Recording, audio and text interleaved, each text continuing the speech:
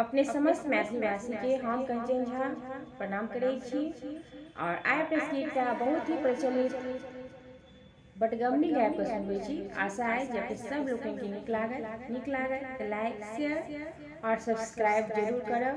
धन्यवाद। सुनिए गीत। एक लाल फूल पर भाव नहीं, परदेस पिया पर आस नहीं। एक लाल फूल पर भाव नहीं, परदेस पिया पर आस नहीं। हमरो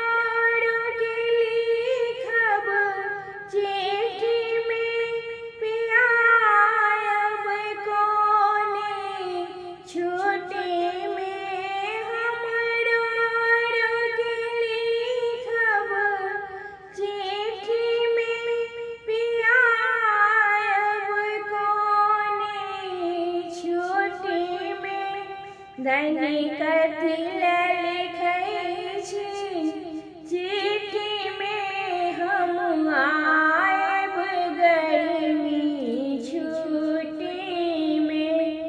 दैनिक कथी लिखै छी, चिट्ठी में हम आएब गर्मी छुट्टी में।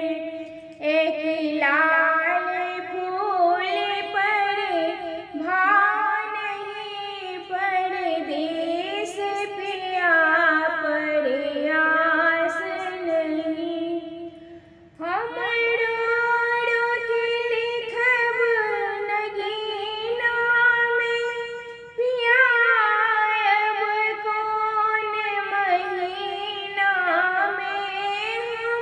हमरो के लिखब नगीना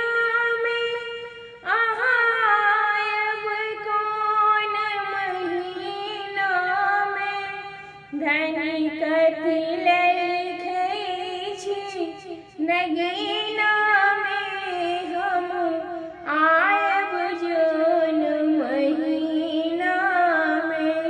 दैनिक कथी लिखै छी, नगीना में हम आएब जौन महीना में। एक भाव नहीं, परदेस पिया पर आस नहीं। हमरो के लिखब साड़ी में, अब कौन गाड़ी में।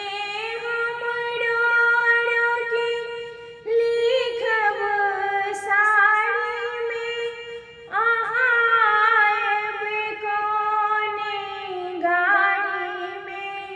दैनिक कथी लिखै छी, साड़ी में हम आएब जनता गाड़ी में।